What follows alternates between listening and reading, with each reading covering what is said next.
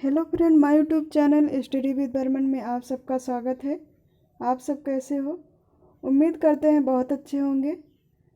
Friend, यदि आप UP triple S C PT exam या फिर UP triple S C main exam बाल पोषण से एवं पुष्टाहार की तैयारी करना चाहते हैं तो हमारे चैनल से जुड़ जाइए। चैनल से जुड़ने के लिए करना होगा एक छोटा सा काम, यानी जो आपको रेड कलर का सब्सक्राइब बटन दिख रहा है उसे प्रेस करना होगा ताकि आने वाला हर वीडियो आपको सबसे पहले मिल सके। तो देर किस बात की, जल्दी से शुरू करते हैं आज का सेशन। आज का सेशन आपके लिए कुछ स्पेशल है। आज हम हिंदी की क्लास स्टार्ट कर रहे हैं टॉपिक वाइज, क्योंकि वैसे हम 2-4 क्वेश्चन देते हैं तो आपको समझ में भी नहीं आता और हमें भी समझ नहीं आता, क्योंकि डिटेल जब तक न समझाओ तब तक ऐसे क्वेश्चन सॉल्व करने का कोई विशेष मतलब नहीं रह जाता है। चीज़ें तो समझ आ जाती हैं, आंसर पता हो जाता है, लेकिन जो आपको चाहिए कि बेसिक तौर पे पता होना चाहिए वो नहीं पता हो पाता है।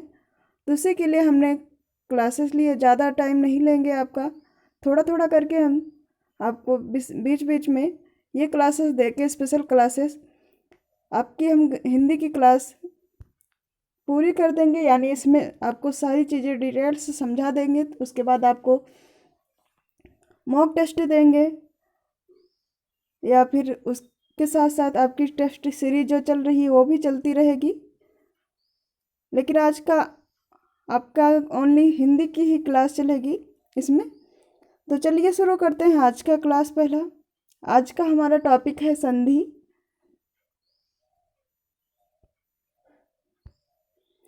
ये हमारे कुछ नोट्स हैं जो हमने अपने लिए बनाए थे, बट आप सबके लिए भी पेश कर रहे हैं, क्योंकि बहुत ही अच्छी नोट्स बनाई थी हमने और वो आपके लिए भी पेश किए हैं। तो आप लोग पढ़ लीजिए इसे। चलिए शुरू करते हैं आज का सेशन। संधि टॉपिक है, संधि देख लीजिएगा। संधि का अर्थ होता है, यहाँ पर देख लीजिए किन शब्दों से मिलकर संधि बनता है। सम धन धी से मिलकर संधि शब्द का निर्माण होता है। यहाँ पर आप सब देख सकते हैं।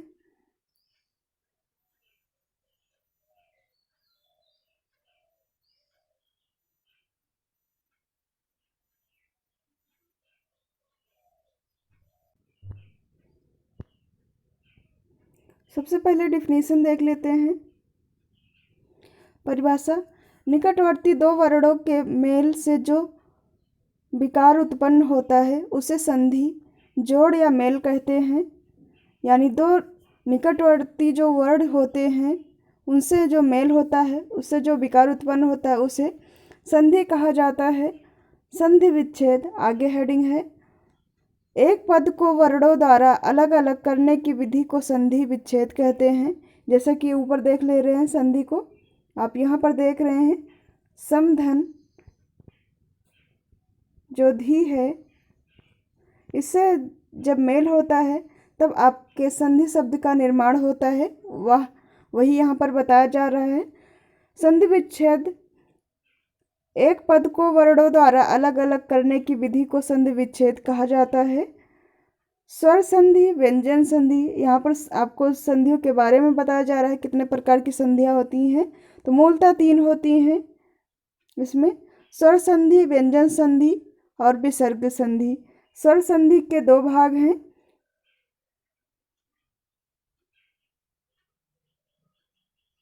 यहाँ पर देख लीजिए स्वर का निर्माण, यानी स्वर संधि का निर्माण किससे किससे होता है। तो आपका एक स्वर, यहाँ भी स्वर होगा और दोनों को मिलाकर स्वर का ही निर्माण होगा, तो वहाँ पर स्वर संधि होगी। और दूसरा है आपका व्यंजन संधि। एक तरफ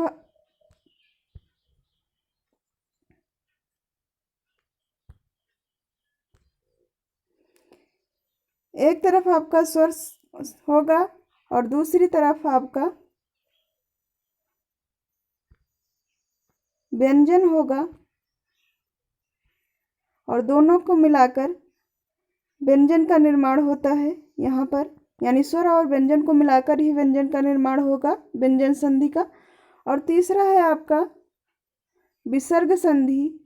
तो इसमें एक तरफ विसर्ग होगा और एक तरफ स्वर अथवा व्यंजन होगा। इसी प्रकार तीनों को मिलाकर यहाँ पर व्यंजन संधि का विसर्ग संधि का निर्माण होगा। एक तरफ तो आपका विसर्ग रहेगा, विसर्ग का ये निशान होता है, और दूसरी तरफ या तो स्वर रहेगा या फिर व्यंजन रहेगा। तो इस प्रकार विसर्ग का निर्माण होता है। चलिए आगे चलते हैं।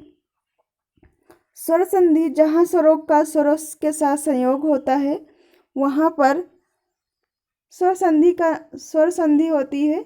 आप देख लीजिएगा आगे। स्वर संधि 5 प्रकार की होती है। आपको बताना है कि स्वर, कभी कभी क्वेश्चन में पूछ लिया जाता है कि संधि के प्रकार, तो यहाँ पर स्वर संधि के 5 प्रकार हैं। दीर्घ संधि, दीर्घ स्वर संधि, गुण स्वर संधि, वृद्ध स्वर संधि, यड़ स्वर संधि या फिर अयादि स्वर संधि। इस प्रकार 5 संधियों के नाम हैं। ये आपकी स्वर संधियाँ हैं, यानी स्वर संधि के भाग हैं। आगे देख लीजिएगा डिटेल में। दीर्घ स्वर संधि जो है,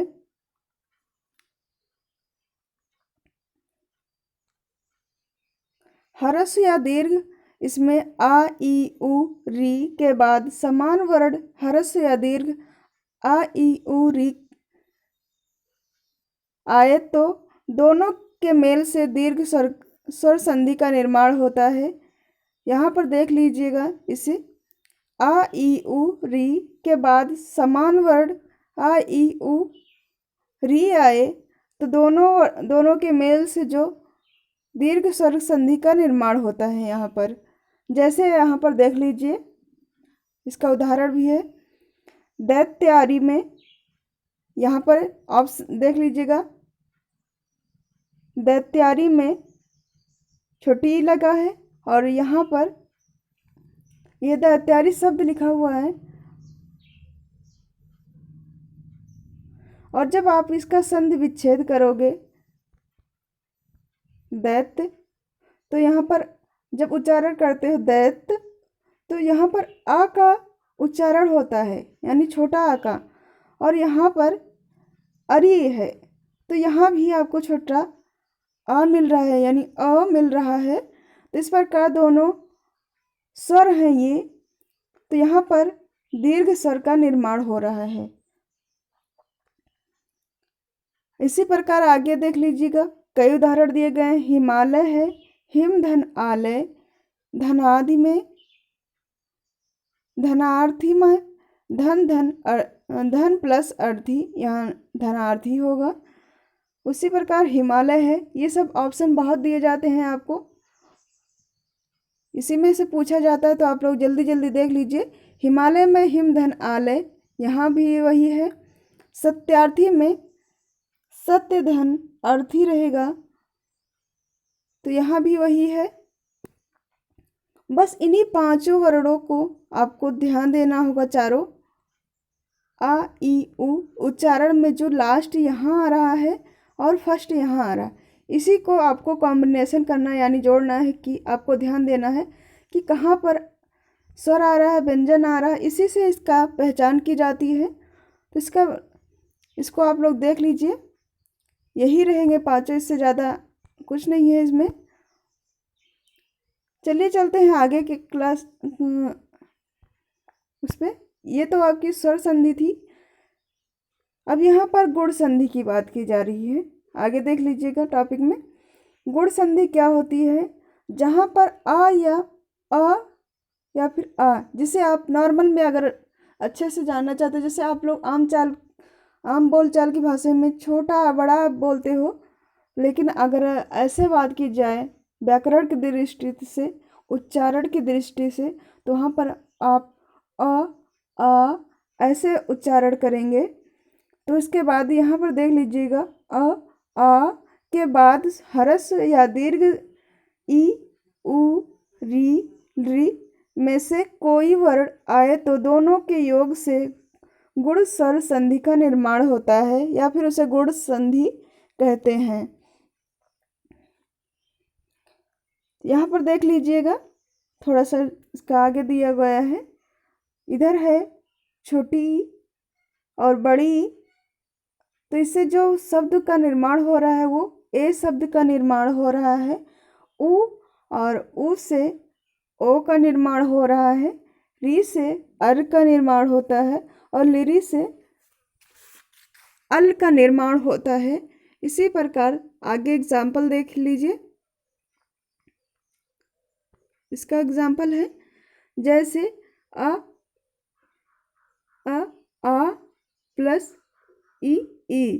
तो इससे आप लोग ऊपर देख रहे हैं कि ए का निर्माण हो रहा है और यहाँ पर देख लीजिए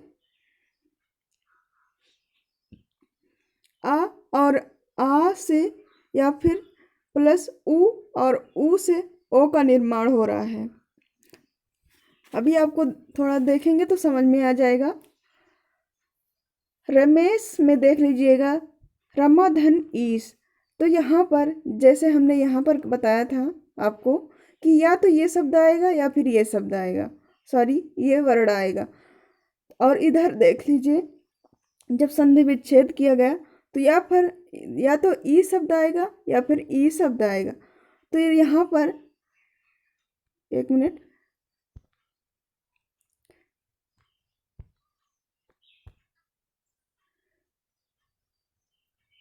क्या बार बार हो रहा है। यहाँ पर जो है रमा में बड़ा आ रहा है और ईस में जो है बड़ी ई आ रही। तो यहाँ पर रमेश शब्द का निर्माण हो रहा है और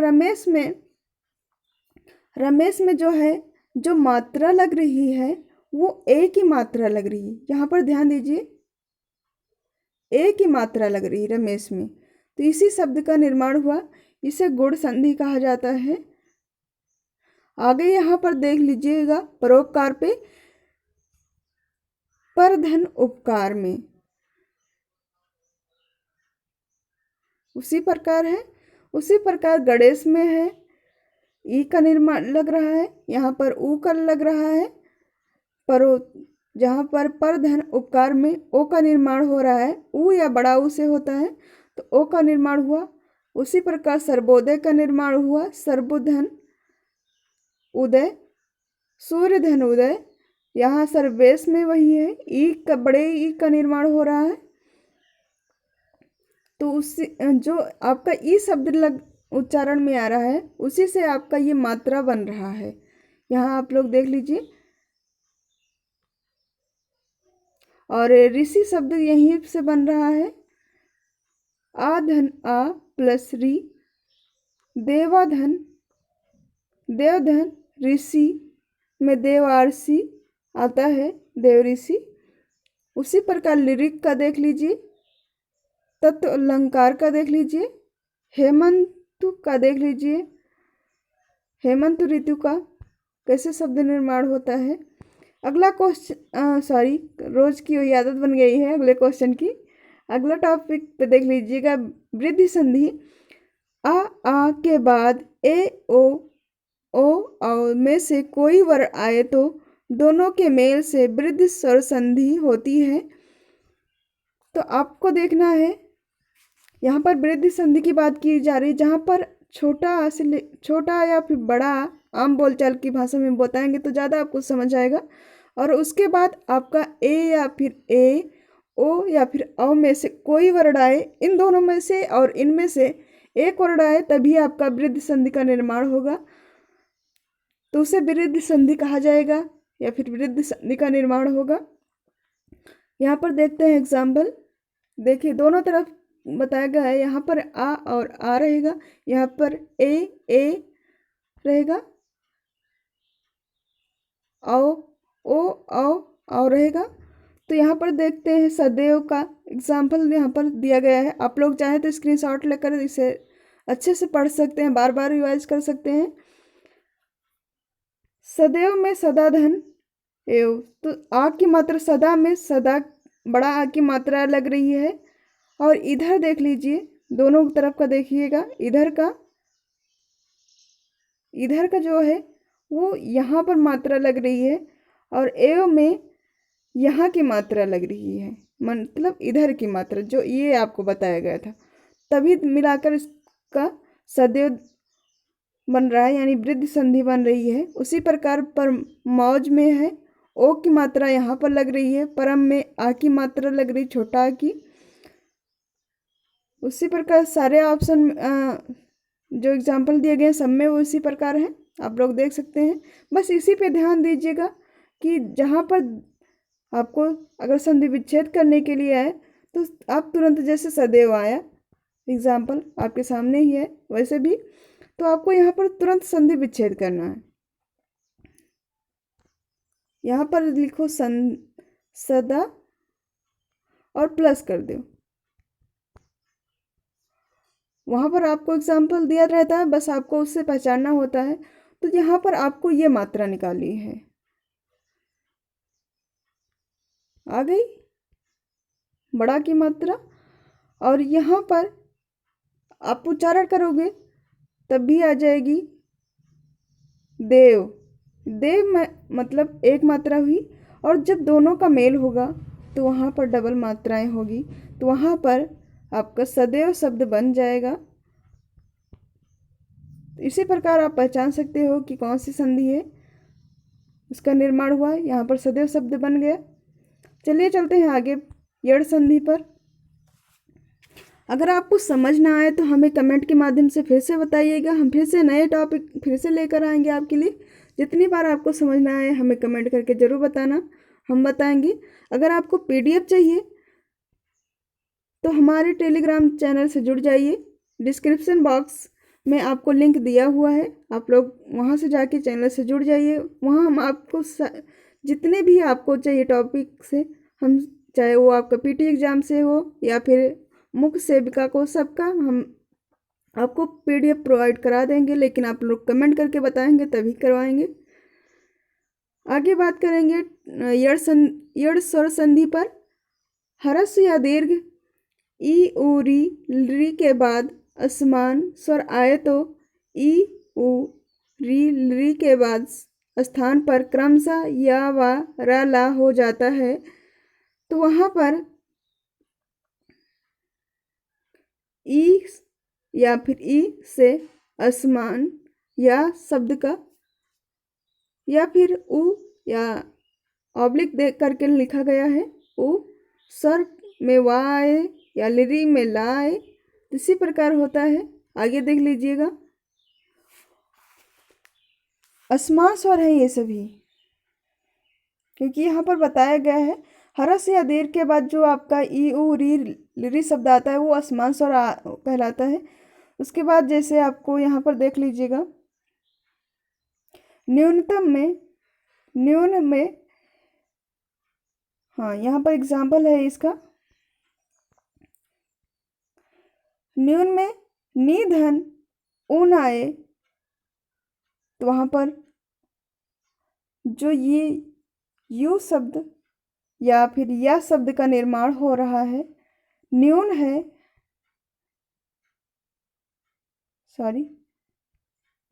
न्यून है।